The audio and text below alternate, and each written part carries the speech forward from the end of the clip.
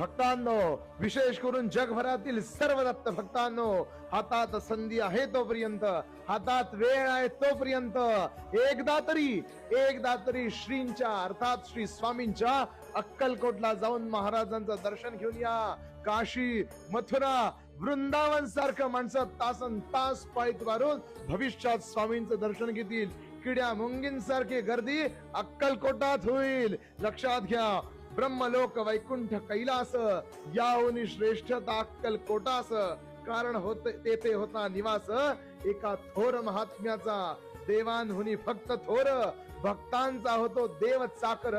याचे दाखले स्वामींनी आजवर अनेकांशी दिलेसी. भक्तवत्सल भक्ताभिमानी स्वामींचं दर्शन हातात संधी आहे, वेळ आहे तोपर्यंत नक्की घेऊन या.